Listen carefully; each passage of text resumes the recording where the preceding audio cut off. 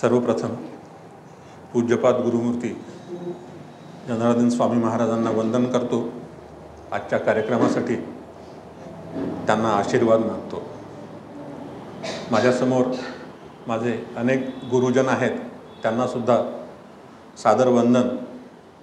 आणि माझ्याबरोबरच असणारे योगाभ्यासी मंडळातले इतर साधक.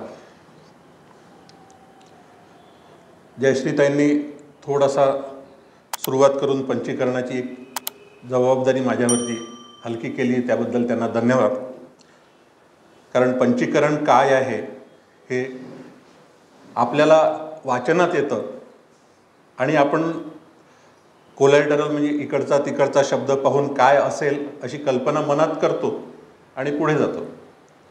आपल्या मनाचं समाधान झालं की आपण पंचीकरण तसं आहे असं समजून पुढे जातो आणि त्यानुसार वाचन करत असतो. बहुतेक आध्यात्मिक साधक असेच करतात.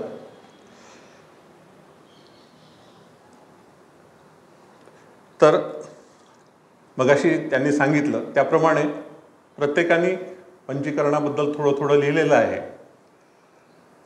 रामदास स्वामींचा समास त्यांनी सांगितलाच आहे. ज्ञानेश्वर माऊलींनी त्याच्यावरती एक पूर्ण पुस्तक लिहिलेलं आहे, जवळपास 48 पानांचं आहे आणि बुकगंगामध्ये ते उपलब्ध आहे. 15 रुपयाचं आहे, फक्त ऑनलाईन आहे, तुम्हाला डाउनलोड करून घ्यावा लागेल. पण मूळचा जो आदि शंकराचार्यांनी जो लिहिलेला पंचीकरणम हा ग्रंथ जो आहे, हा ग्रंथ पंचीकरणावर नाही आहे. हा ग्रंथ आहे, याचं दुसरं नाव आहे प्रणवार्थ. प्रणव मंत्र आपल्याला माहिती आहे.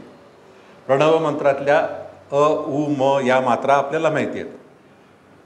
तर प्रणवार्थमध्ये हा प्रणव मंत्र आणि तो कशाला दाखवतो आणि ते कसं कसं आहे याचा आदि शंकराचार्यांनी अत्यंत खोलवर जाऊन अभ्यास केलेला आहे.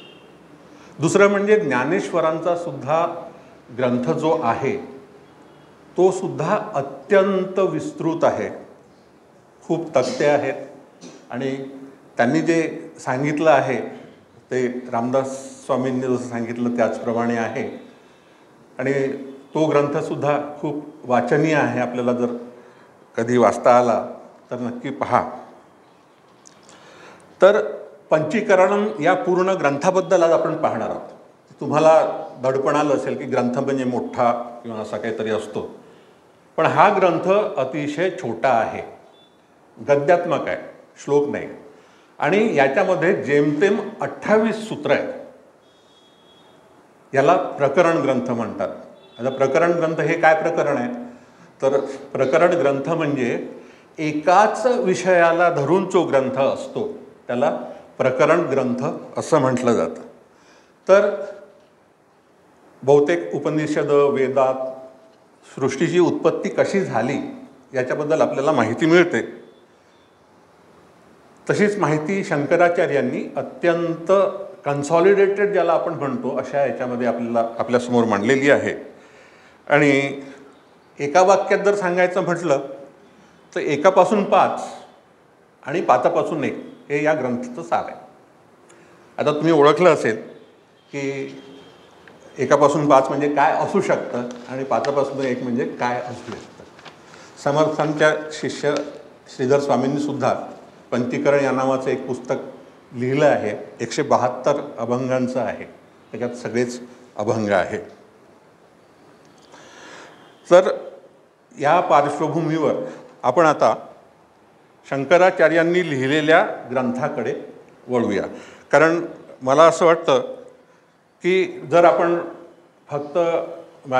आपण 2-3 सगळ्यांचा जर आढावा घेतला तर आपल्याला वेळ पुरणार नाही. शंकराचार्यांचा ग्रंथाचं पाहू आणि त्याप्रमाणे आणि मध्ये मध्ये रेफरन्सेस ज्ञानेश्वरांच्या ग्रंथातले मी देईनच. त्याच्यामुळे पुढे वळत श्रीमद शंकराचार्यांच्या ग्रंथाकडे वळू. याचं पहिलं वाक्य आहे अथातः परमहंसानां समाधी विधिं व्याख्यास्यामः. म्हणजे आता परमहंसांच्या समाधीच्या रीतीची व्याख्या करू. म्हणजे काय, हा ग्रंथ मुळात जो आहे हा परमहंसांसाठी आहे.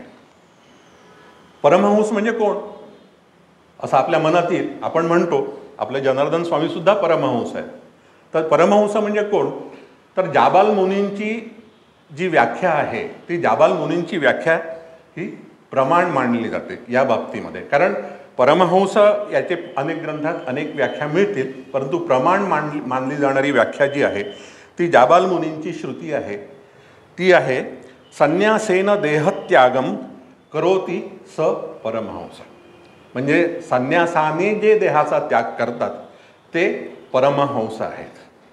तर अशा परमहंसांसाठी म्हणजे आता आपल्याला असं लक्षात येईल की आपण वरच्या अतिशय उच्च पातळीवर गेलेलो आहोत आणि या उच्च पातळीवरचा हा ग्रंथ आहे की परमहंसांना शंकराचार्य सांगतात आहेत की ही समाधीची रीती अशी अशी आहे.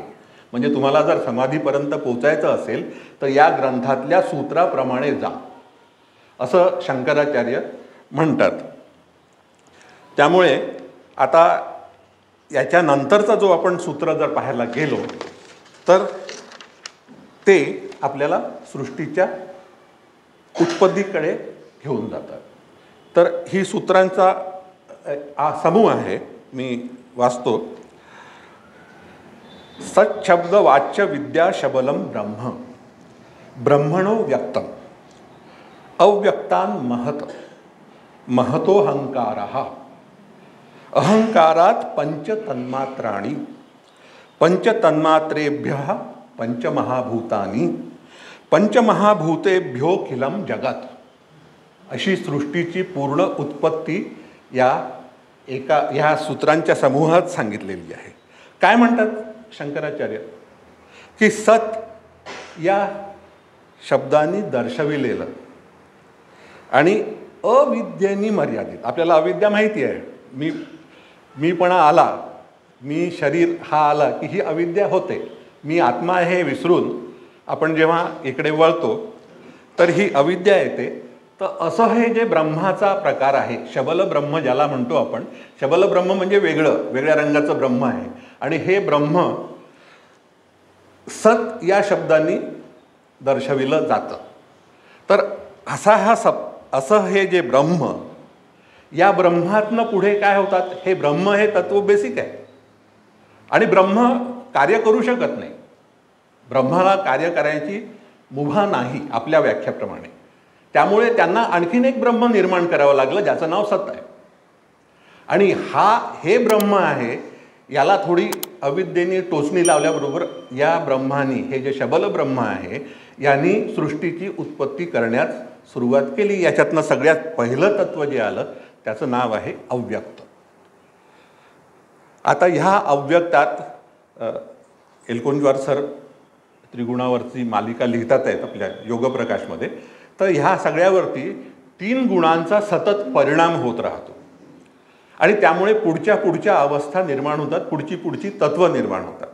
तर ह्या त्रिगुणांचा यांच्यावरती जो परिणाम होत असतो त्यामुळे पुढची स्टेज येते. आता जेव्हा 3 गुण असतात ते साम्यावस्थेत असतात आणि त्यांचे परिणाम त्याच त्रिगुणामध्ये असतात. म्हणजे सत्वाचा सत्वामध्ये, रजाचा रजामध्ये, तमाचा तमामध्ये, याला आपण साम्य परिणाम म्हणतो.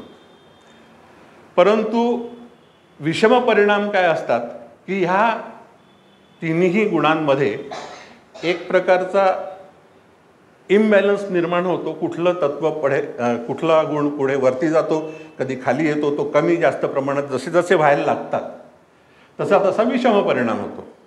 म्हणजे आपण दुधाची बासुंदी केली तर समपरिणाम, दूध तसंच आहे, थोडं आटवलं आहे. पण दुधाला जर का विरजण लावलं अविद्येचं तर दही निर्माण होतं. दही हे दुधापेक्षा वेगळं आहे. तर हा उत्पत्तिक्रम शंकराचार्यांनी मांडला आहे की ब्रह्मातनं अव्यक्त निर्माण झालं, अव्यक्तातनं महत नावाचं तत्व निर्माण झालं. या महतामधून अहंकार निर्माण झाला. हा अहंकार म्हणजे कोणता आहे, आपण जो हा अहंकारी आहे, मी आहे, याच्यामध्ये मी पण आहे किंवा आहे असं जे म्हणतो तो हा अहंकार नाही.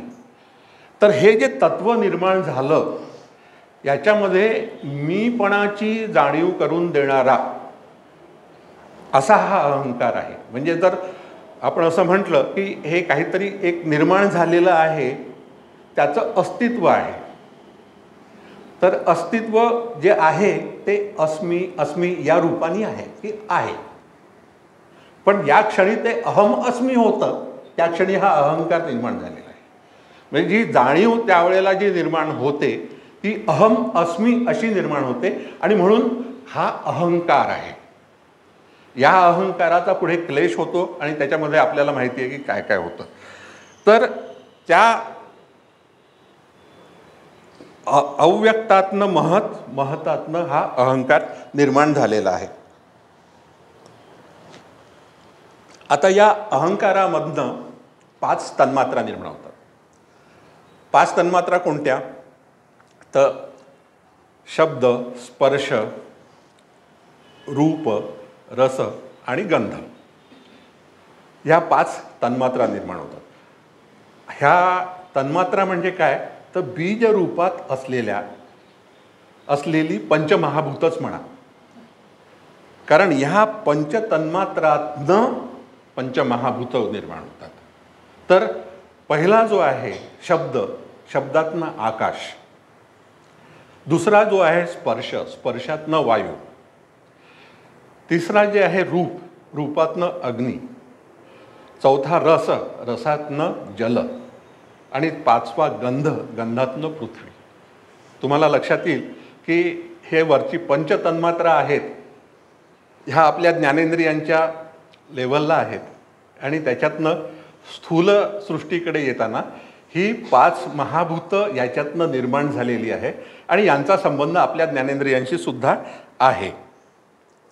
तर आता काय होतंय की ही महाभूत जेव्हा निर्माण होतात तेव्हा आपल्यासमोर एक अशी पंचायत होते की ही सगळी अव्यक्तात आहेत, आपल्याला काहीच दिसत नाही. जरी पंचमहाभूत म्हटलं तरी ते अव्यक्तामध्ये आहे, ते काही आपल्या दृष्टीसमोर आलेलं नाही. मग ते दृष्टीसमोर येण्यासाठी काय होतं? तर इथे मला फडा आणि खळूची गरज पडणार आहे. इथे त्यांना स्थूल रूपात आणण्यासाठी शंकराचार्य म्हणतात, पुढच्या सूत्रांच्या समूहाकडे आपण जातोय. पंचानाम भूतानामेकैकं द्विधा विभज्य स्वार्ध भागम विहायार्ध भागम चतुर्धा विभज्यतरेषु योजिते पंचीकरणम मायारूप दर्शनम अध्यारोपापवादाभ्याम निष्प्रपंचम प्रपंचते. आता मी तुमच्यासमोर फळ्यासमोर येतो की पंचमहाभूत, माझं असं वाटतं येईल आपला हे आवाज. पंचमहाभूत आपण पाहिली.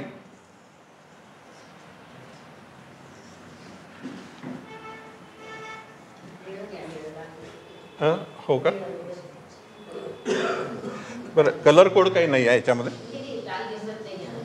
अच्छा, हां ठीक आहे. दिसतंय का? नाही तर पुन्हा निळी बोर्ड टाक. तर ही जी 5 महाभूत आहेत म्हणजे आकाश,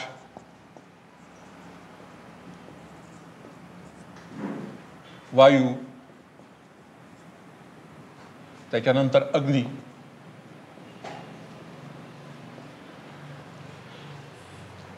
नंतर जल आणि पृथ्वी.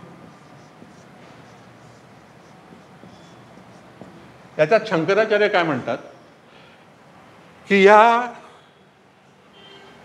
एका महाभूताचे 2 भाग करा. आता हा असाच ठेवा आणि या उरलेल्या अर्ध्या भागाचे 4 भाग करा.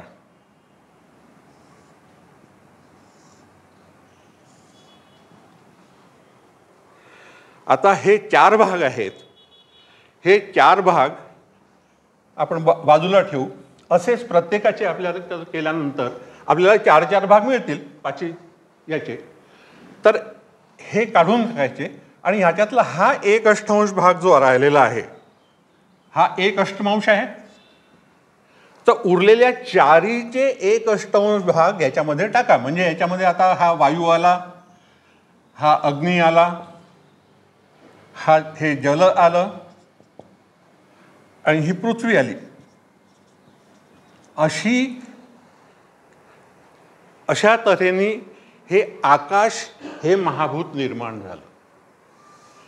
आता हे स्थूल रूपात आलेलं आहे. मुळात जर आपण पाहिलं तर याच्यानंतर आपण वरती येऊन बसू शकता, याच्यानंतर काहीच फिगर्स नाही आहेत.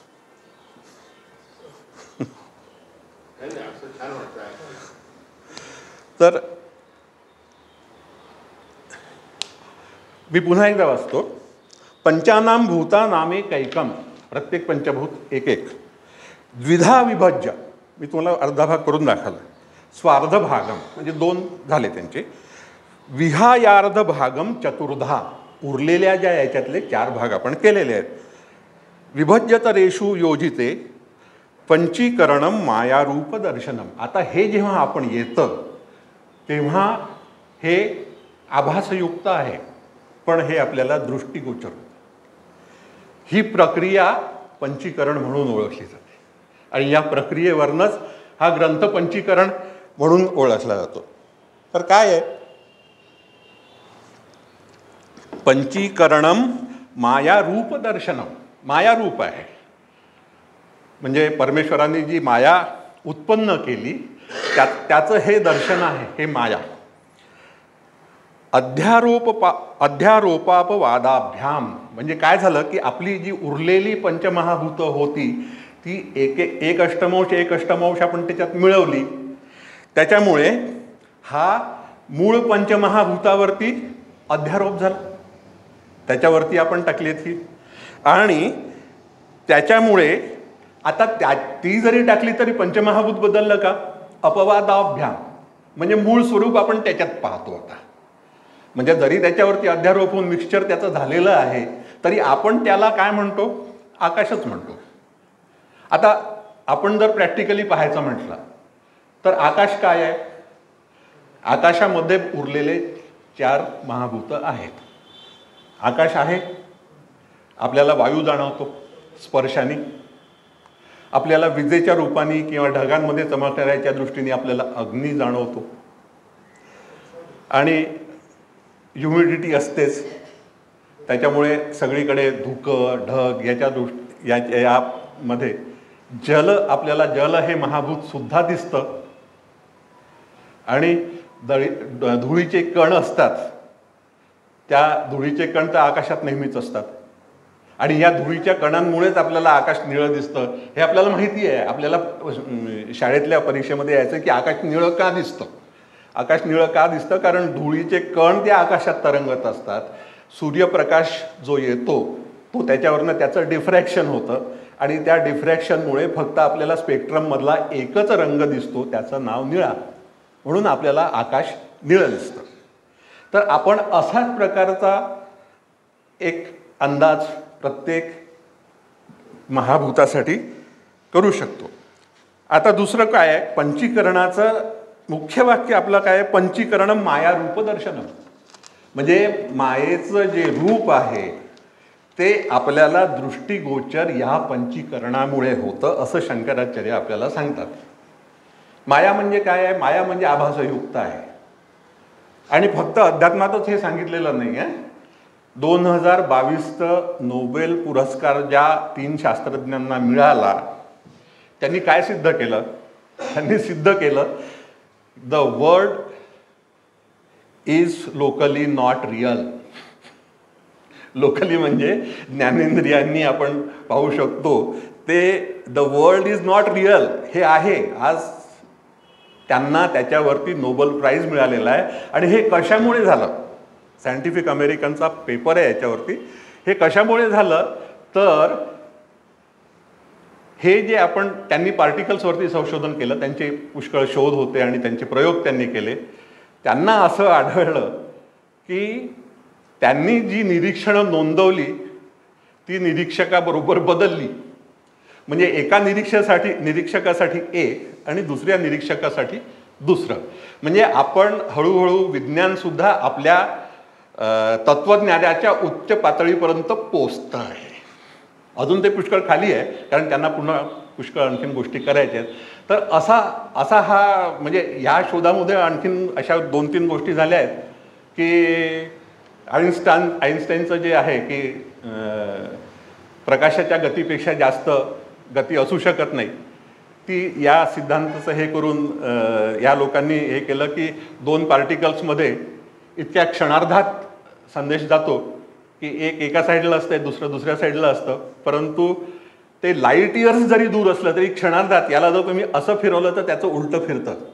आपल्याकडे संसारात हा अनुभव नेहमी असतोच की एक असा स्फुरला की दुसरा विरुद्ध भाषेने फिरतोच, पण ते असं असतं त्याच्यामध्ये. तर हा जो प्रकार आहे हा आता नोबेल पुरस्कारापर्यंत पोचलेला आहे. अर्थात ते फार कॉम्प्लिकेटेड आहे, पण आपण मानून चालूया की जर नोबेल पुरस्कार त्याला मिळाला आहे तर ते खरं आहे. तर अशी ही माया आहे. तर या मायेमुळे आपल्याला हे पूर्ण जग, ही सृष्टी ही दिसायला लागलेली आहे. आपण स्थूलामध्ये आलेलो आहोत.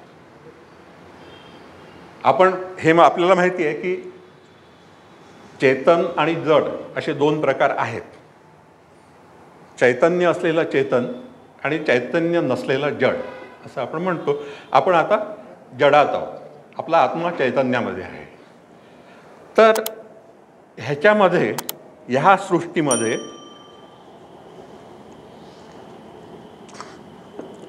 पुढच्या सूत्रांमध्ये हे दाखवतात की यांचं आता अशा रीतीने पंचीकरण झालेली जी सृष्टी आहे ती सृष्टी, तिचं कार्य काय आहे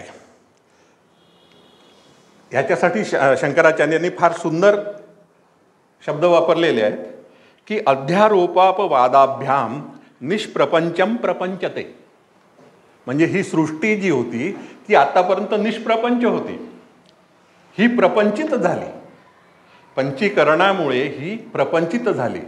तर आपण जो प्रपंच करतो तो कुठे रिलेटेड आहे ते पहा, पंचीकरणाशी आहे. आपण सगळी प्रपंचातली माणसं आहोत. तर ही म्हणजे प्रपंचातली माणसं आहेत आणि निष्प्रपंच होती ती प्रपंचित झालेली आहे. अशी ही सृष्टी आहे. ही आता स्थूलात आलेली आहे. स्थूलात आल्यानंतर आपण पाहतो की पुढची जी सूत्र आहेत 4, त्याच्याच शंकराचार्य म्हणतात पंचीकृत पंचमहाभूतानि तत्कार्यम च सर्वं विराडुच्यते एतत् स्थूल शरीरमात्मनः इंद्रियैरर्थोपलब्धिर्जागरितम् एतदुभयाभिमान्यात्मा विश्व एतत्त्रयमकारः. याचा अर्थ आपण जर पाहिला तर असं लक्षात येतं की अशी जी पंचीकरण झालेली 5ही महाभूतं आहेत त्या सगळ्या महाभूतांच्या कार्याला एक नाव आहे आणि ते नाव आहे विराट. आपण परमेश्वराला विराट म्हणतो कारण आपण स्थूल जगतातले आहोत. त्याचं विराट रूप दर्शन आपल्याला होतं कारण आपण स्थूल जगतामध्ये आहोत. आणि हे आत्म्याचं स्थूल शरीर आहे. एतत् स्थूल शरीरमात्मनः. आत्म्याचं हे स्थूल शरीर आहे आणि यामुळे स्थूल शरीर असल्यामुळे विषयांची जी उपलब्धी आहे, विषय आपल्याला जे दिसतात आपल्या ज्ञानेंद्रियाशी संबंधित, तर विषयांची जी उपलब्धी आहे ही अवस्था आहे आणि ही अवस्था याला जागृत असं म्हणतो. आपण म्हणतो जागेपणाने किंवा जागृतीमध्ये. तर ह्या उपलब्धीला जागृत असं नाव दिलेलं आहे. आणि आत्मा एकच आहे, पण या स्थितीमध्ये जो आत्मा आहे म्हणजे विराट आहे, ह्याचं कार्य विराट आहे आणि तो जागृत आहे आणि या स्थितीमधला आत्मा आहे त्याला विश्व असं म्हणतात.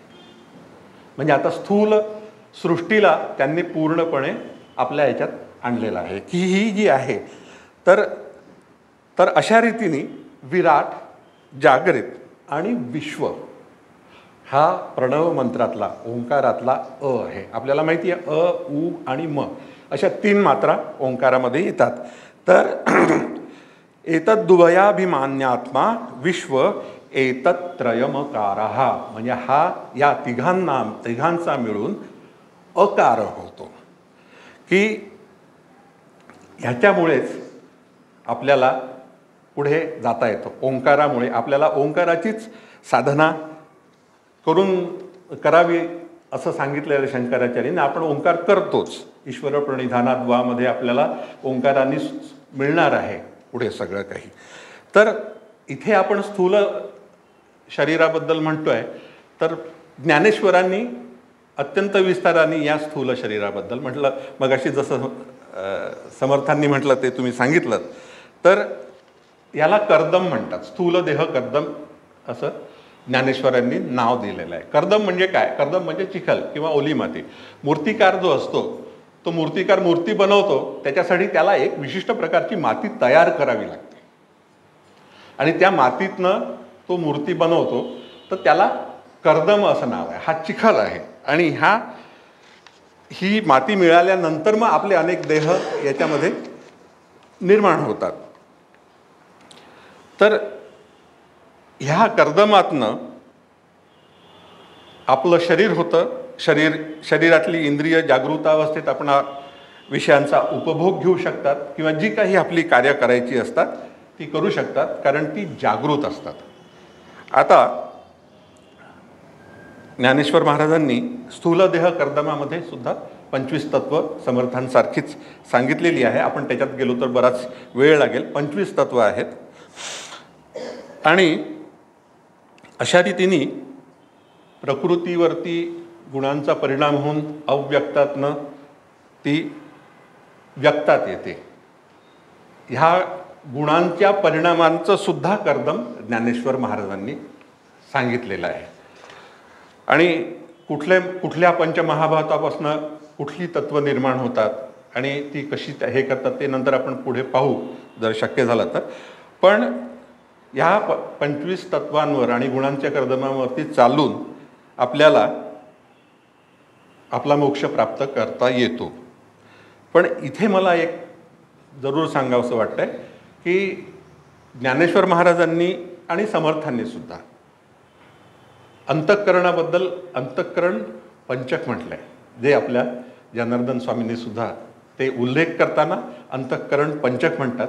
इतर ग्रंथांमध्ये अंतःकरण चतुष्टय असतं, त्याच्यामध्ये अंतःकरण नसतं. आकाश हे पंचमहाभूत नसतं, परंतु ते अत्यंत आवश्यक आहे.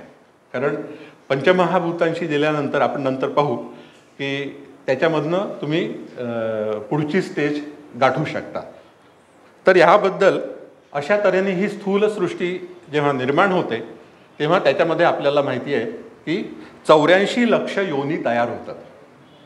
तर ह्या 84 लक्ष योनींमध्ये ज्ञानेश्वर माऊली मीमांसेतला एक श्लोक उद्धृत करतात. जलजा नवलक्षाश्च स्थावरा लक्षविंशती कृमयो रुद्रसंख्याश्च पक्षिणो दशलक्षकाः त्रिशन्लक्षास्तु पशवश्चतुरलक्षाश्च मानवाः पापपुण्यसमायुक्तं ब्रह्मयोनिषु जायते. म्हणजे आणखीन त्यांची जी ओळी आहे ज्ञानेश्वर महाराजांची ती पुढे सांगतो. आता प्राणी जन्मास कसा येतो? त्वंपद जीवपिंड भगवंतापासून माया जाहली, तिने अनेक जीवशिव निर्माण केले, हे मुक्तता भोगू लागली नाना योनी संख्या. नाना योनी संख्या म्हणजे एकोहम बहुस्यामी, ही नाना योनी संख्या त्याच्यात आली. तर ज्ञानेश्वर महाराज जी योनी संख्या देतात त्याच्यामध्ये पिंड ज्यामध्ये येत आहे मानवाचे 4 लाख, पशुची 30 लाख, अशी 34 लाख. अंडजामध्ये अंड्यातनं उत्पन्न होणारे जलचर 9 लाख आणि पक्षी 10 लाख आणि जारज उद्भिज म्हणजे कृमी हे 11 लाख आणि उद्भिज जारजा म्हणजे स्थावर जाती, स्थावर जे आहेत ते 20 लाख, असे मिळून एकूण 84 लक्ष योनी ज्ञानेश्वर महाराजांनी निर्माण केलेल्या आहेत. आणखीन एक थोडीशी उल्लेखनीय बाब मी इथे सांगून देतो की त्याच्यानंतर आपला मनुष्याबद्दल आहे, इतक्या तो योनी झाल्या, मनुष्य कसा काय आपल्या या योनीत येतो. तर ज्ञानेश्वर महाराज म्हणतात की तो अनादि वासनामय लिंगदेह प्रथम पित्याचे उदरी संचरे. लिंगदेह मला आपल्याला माहिती आहे लिंगदेह काय तर तो अनादि वासनामय देह म्हणजे आपल्याला माहिती आहे की आईने जन्म दिलेला आहे मुलाला, पण इथे काय दिसतंय की तो लिंगदेह बाहेर असताना तो पित्याच्या उदरी प्रथम जातो. तो पित्याच्या उदरी जाऊन त्याच्या तिथे 7 आठवडे तो पित्याच्या उदरी असतो. पित्याच्या उदरी कसा जातो तो, त्याला त्याचे मार्ग आहेत. एक तर आहे श्वासरंध्र म्हणजे श्वासोच्छवासाबद्दल, दुसरा आहे फळाच्या माध्यमातून जाईल, तिसरा आहे वृष्टी, पावसातनं जाऊ शकतो, आणि चौथा आहे धान्य. याच्यातनं तो पित्याच्या उदरात प्रवेश करतो. आणि पित्याच्या उदरात 7 सप्ताह असतो. तर 7 सप्ताह काय करतो, तर 7 सप्ताहामध्ये तो सप्तधातू घेतो. म्हणजे पहिल्या आपल्याला माहिती आहे रस, रक्त, मांस, मेद, मज्जा, अस्थि आणि शुक्र हे 7 धातू आपण याचा अभ्यास केलेला आहे. तर पहिल्या सप्तकामध्ये रस घेतो, दुसऱ्या सप्तकामध्ये रक्त रुधिर, तिसऱ्या सप्तकात मांस घेतो, चौथ्या सप्तकात मेद घेतो, 5व्या सप्तकात मज्जा घेतो, 6व्या सप्तकात अस्थि निर्माण होतात आणि 7व्या सप्तकात शुक्र निर्माण होतं. अशा तऱ्हेने गेल्यानंतर त्याला पूर्णता येते. आता तो मातृगर्भामध्ये वास करून मातेच्या पोटातनं त्याचा जन्म होतो. तर ह्याचं विस्तृत वर्णन ज्ञानेश्वरांनी केलेलं आहे. आणि त्याच्यामध्ये जर शुक्र मातेचं शोणित असतं तर शुक्रापेक्षा जर शोणित जास्त असेल तर कन्या, शोणितापेक्षा शुक्र जास्त असेल तर पुत्र, आणि जर दोन्ही बरोबर असतील तर मात्र नपुंसक निर्माण होतो. आता आपण इथपर्यंत आल्यानंतर पुढे शंकराचार्यांच्या पुढच्या सूत्रांकडे जाऊया. ती अशी आहेत की अपंचीकृत पंचभूतानि पंचतन्मात्राणि तत्कार्यंच पंचप्राणा दशेंद्रियाणि मनोबुद्धिष्वेति सप्तदशकं लिंगभौतिकं हिरण्यगर्भ इत्युच्यते. एतत् सूक्ष्म शरीरमात्मनः करणेषूपसंहृतेषु जागरित संस्कारजः प्रत्ययः सविषयः स्वप्न इत्युच्यते. तदुभयाभिमान्यात्मा तैजस एतत्रय मुकाराः. मागच्या याच्यामध्ये आपण 3 स्थिती पाहिल्या होत्या, त्या स्थूल सृष्टीबद्दल होत्या. आता आपण सूक्ष्माकडे गेलेलो आहोत. तर सूक्ष्म म्हणजे आता शंकराचार्य म्हणतात की सूक्ष्म शरीर आहे ज्याला आपण लिंगदेह म्हणतो आपण त्याला, कारण काय ते चिन्ह आहे, फक्त आपल्याला काहीच जाणवत नाही. ते फक्त एक इंडिकेशन आहे की हा देह इथे येणार आहे किंवा इथे आलेला आहे. स्थूल देह हा आलेला आहे किंवा येणार आहे याचं सूक्ष्मदेह प्रचिती देतात, म्हणून ते लिंगदेह. तर कशातनं बनतो, पंचीकृत न झालेली 5 महाभूते म्हणजे काय, 5 तन्मात्रा. ही आपल्या तुम्हाला लक्षात येईल की ह्या अव्यक्तात आहेत, आपण स्थूलामध्ये आलेलो नाही आहे, कारण पंचीकृत नाही झालेली आहेत. महाभूत पंचीकृत झालेली नाहीत, त्यामुळे ती अव्यक्तामध्ये आहे. आणि आपला लिंगदेह अव्यक्त असतो, तो सूक्ष्म असतो, म्हणूनच आपण त्याला सूक्ष्म म्हणतो. तर ती 5 तन्मात्रा यांची, या 5 तन्मात्रांचे कार्य काय आहेत, 5 प्राण म्हणजे प्राण, अपान, समान, उदान, आणखीन व्यान, हे 5 प्राण यांची कार्य आहेत. त्याच्यानंतर 10 इंद्रिय, 5 ज्ञानेंद्रिय, 5 कर्मेंद्रिय, मन आणि बुद्धी, अशा 17 तत्वांच्या या समूहाला आपण लिंगदेह असं म्हणतो, असं शंकराचार्यांनी म्हटलेलं आहे. याचंच एक नाव हिरण्यगर्भ हे सुद्धा आहे. आणि मुख्यत्वे करून हिरण्यगर्भच हे याचं नाव आहे. हे आत्म्याचं सूक्ष्म शरीर आहे.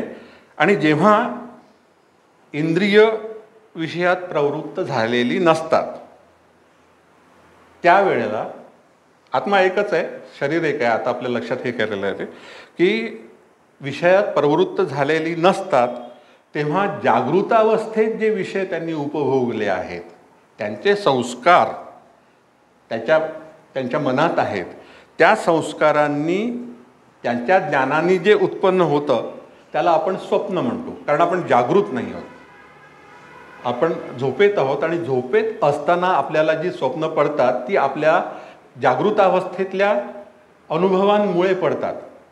तर म्हणून ही जी स्थिती आहे, ही जी अवस्था आहे, हिला स्वप्न असं म्हणतात. मगाशी आपण जागृत पाहिलं, ही अवस्था स्वप्न असं म्हणतात.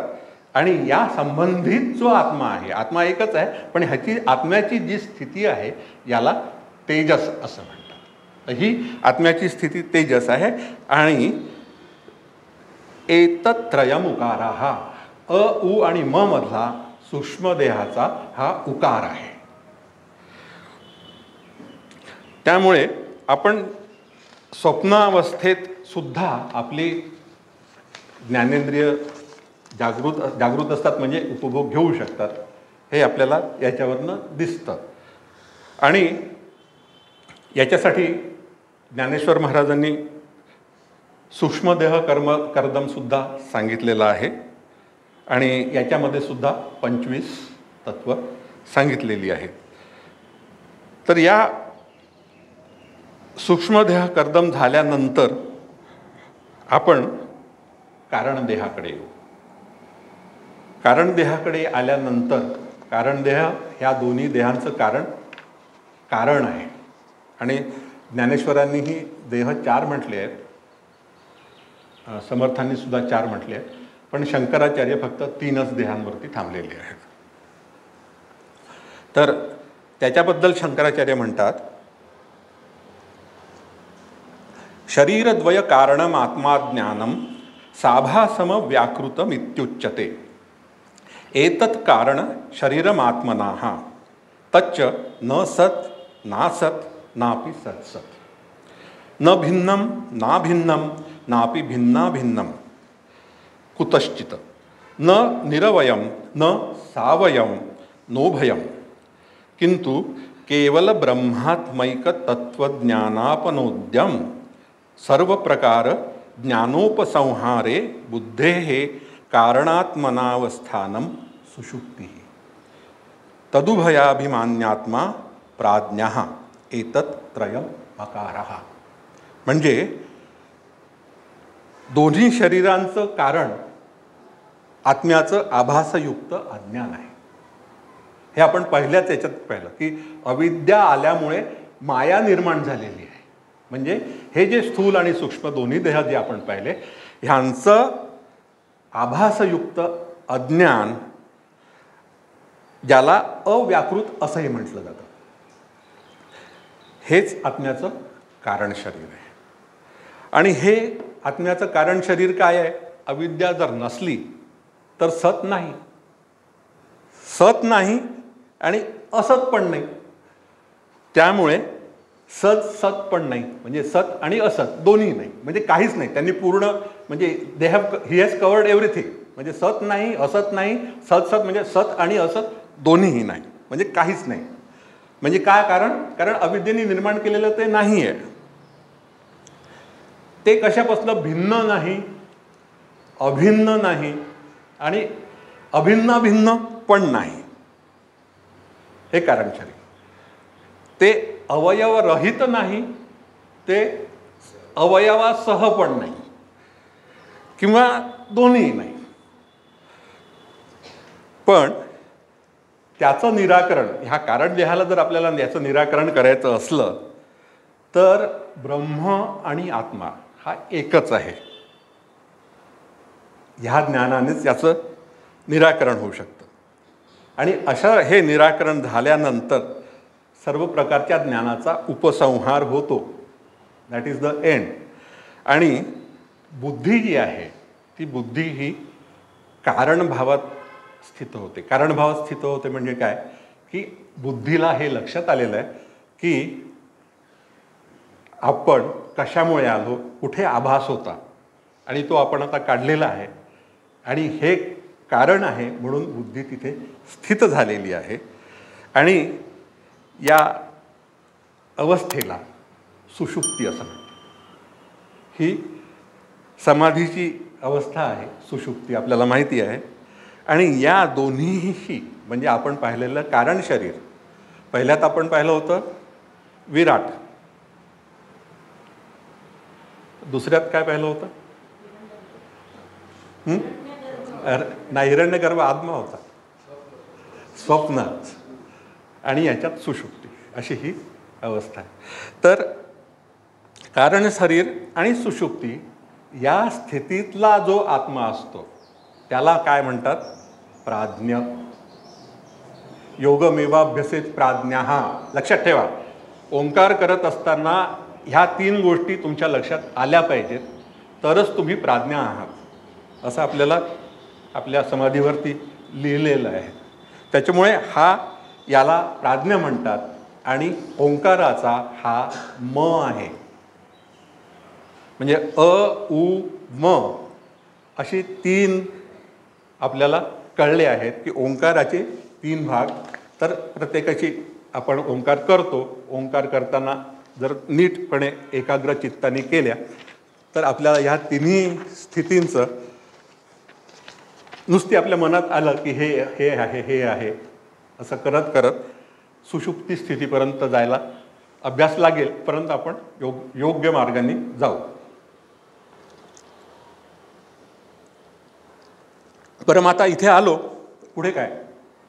सुषुप्ती स्थितीत आलो तर आता शंकराचार्य सांगतात, कारण आता ही अवस्था आहे ही कृशल आहे.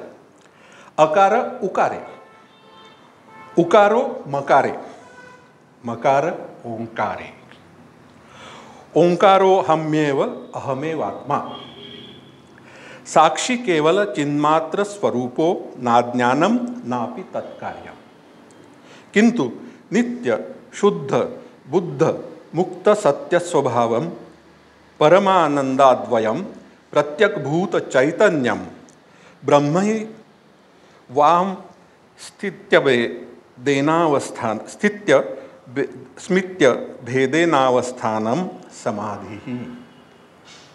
मला वाचताना थोडंसं हे झालंय. तर सांगतात काय की अला उ मध्ये विलीन करा, उला म मध्ये विलीन करा, आणि आता म ला ओंकारात विलीन करा. त्यामुळे ओम काय आहे? सगुण ब्रह्म आहे. सगुण ब्रह्म म्हणजे कोणतं? ते आपलं सत. तिथनं आपण सुरुवात केली होती, तिथे गेलो. तर ओम हे सगुण ब्रह्म आहे आणि ते अहम या आत्मस्वरूपात आता विलीन होत आहे. म्हणजे आता आपण अविद्याला सोडून अविद्येच्या तिथपर्यंत पोचलो आहे, त्याला सोडतो आहे. आणि मी आत्मा असून केवळ द्रष्टा आहे, माझं काहीही कार्य नाही. मी आत्मा असून केवळ द्रष्टा आहे. चिन्मात्र म्हणजे केवळ ज्ञान स्वरूप आहे. मी अज्ञान नाही, कारण अविद्येने जे अज्ञान आपल्या मनात निर्माण झालेलं आहे ते अज्ञान मी नाही. आणि त्या अज्ञानामुळे निर्माण होणारं कार्यही मी नाही, ही अवस्था येते. आणि किंबहुना मी नित्य शुद्ध ज्ञानी मुक्त आणि सत्य स्वभावाचा आहे, ही भावना आहे. म्हणजेच मी परमानंद स्वरूप आहे. प्रत्येक प्राण्यातील चेतन तत्व मीच आहे. अशा तऱ्हेने ब्रह्माशी अभेदानी पूर्ण विलीन होऊन स्थिर होणं ही समाधी आहे. असं हे आता लास्ट बटवन आलं. याच्यामध्ये आपल्याला एकतर ओंकाराची महत्त्वता दिसते, परंतु इथे मला एक थोडंसं डायव्हर्ट करायचं आहे. कारण ज्ञानेश्वरांनी जे लिहिलेलं आहे पंचीकरण, तर ते जगलेले आहेत. आणि ज्ञानेश्वरांची संजीवन समाधी हे त्याचं लक्षण आहे असं मी मानतो. ज्ञानेश्वरांनी समाधी जेव्हा घेतली, संजीवन समाधी जेव्हा घेतली, अश्विन वद्य द्वादशी त्रयोदशी, तर त्याचं वर्णन नामदेवांनी आपल्या गाथेत केलेलं आहे आणि त्याच्यात समाधी महिमा म्हणून ज्ञानेश्वरांच्या समाधीवरचा एक वेगळा त्यांनी भाग केलेला आहे, त्याच्यात समाधी महिमा म्हणतात. आणि त्या समाधी महिमेमध्ये त्यांनी त्यांच्या 4 पुत्रांनी, नामदेवांची 4 पुत्र होते आणि त्या 4 पुत्रांनी त्या समाधीची व्यवस्था केली. सिद्धेश्वराच्या मंदिरातला नंदी हलवला, त्याच्या खाली जे विवर होतं ते विवर त्यांनी मोकळं केलं, आतमधनं साफसूफ करून मृगाजीन वगैरे टाकून जिथे ज्ञानेश्वर महाराज समाधी घेतील तिथे ती जागा मोकळी केली. आणि त्रयोदशीला सगळ्या संतांसहित ज्ञानेश्वर महाराज त्या विवरात शिरले, तिथे पद्मासन घालून समाधीमध्ये स्थिर झाले. आणि त्यांनी जे नंतर वर्णन केलं ती पोस्ट आली होती आणि मला ते कुतूहल वाटल्यामुळे मी त्याचा मागोवा घेत घेत जो ओरिजिनल लेखक होतो त्याच्यापर्यंत पोचलो आणि त्याला म्हटलं की तुम्ही हे जे लिहून पाठवलं आहे याच्यात संदर्भ काय, तर त्यांनी मला संदर्भ पण लिहून पाठवलेत. त्याच्यामध्ये असं वर्णन आहे की ज्ञानेश्वर महाराज समाधीमध्ये बसल्यानंतर बाकीचे संत पाहतात आहेत, त्यांनी पंचमहाभूतातील पृथ्वी आणि जल ही 2 तत्व निवृत्त केली, त्याबरोबर त्यांचा स्थूल देह दिसेनासा झाला. पण अग्नी होता, अग्नी असल्यामुळे त्यांच्या शरीराचं फक्त दिव्याकृती दिसत होती. काही वेळांनी त्यांनी अग्नीला पण निवृत्त केलं आणि ते पण दिसेनासं झालं. हे झाल्यानंतर काय उरला तर वायू असल्यामुळे एक नाद उरला आणि एक तो नादसुद्धा त्यांनी वायूला निवृत्त केल्याबरोबर तो नादसुद्धा बंद झाला आणि तिथे काहीच दिसेनासं झालं. आकाशाला निवृत्त करता येत नाही कारण आपण सगळे आकाशातच आहोत, परंतु याच्यामुळे असं झालं की पंचमहाभूत नसल्यामुळे काळ थांबला, तिथे काळ पुढे नाही सरकलेला. अजूनसुद्धा त्या समाधीत तिथला जो काळ आहे तो ज्ञानदेवांच्या काळचाच आहे. त्यांना वाहिलेली फुलंसुद्धा अजून अशी टवटवीत आहेत. त्यांच्यासमोर जे जेवणाचं ताट किंवा नैवेद्य ठेवलेलं आहे तो पण तसाच आहे. आणि याचं साक्ष म्हणजे एकनाथ महाराज नंतर गेले 200 वर्षानंतर त्यांनी ती समाधी शोधून काढली. त्यांच्या गळ्यामध्ये जे अश्वत्थाची मूळ आलं होतं ते बाजूला केलं आणि त्याच्यानंतर संत विठाबाईंनी सुद्धा त्यांनासुद्धा ते भाग्य लाभलं. ते 2 जाऊन आले आणि त्यांनी त्याचं वर्णन केलेलं आहे. म्हणजे आपण आत्तापर्यंत पंचीकरण पाहिलं आणि पंचमहाभूतांचं पाहिलं तर मी जे सुरुवातीला म्हणालो होतो एकातनं 5त गेलो आणि 5तनं परत एकात आलेलो आहे. आणि आता या क्षणी इथे आपल्याला ब्रह्मवाक्य दिसतात.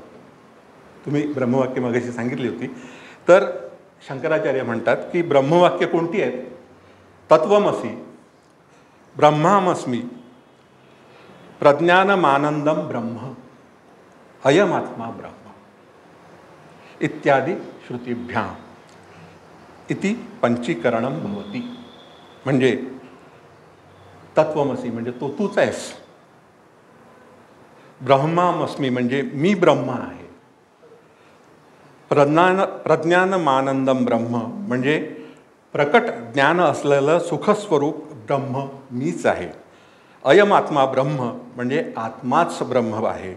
या सगळ्या श्रुतींमध्ये हेच सांगितलेलं आहे. पंचीकरणाचा विचार हाच आहे.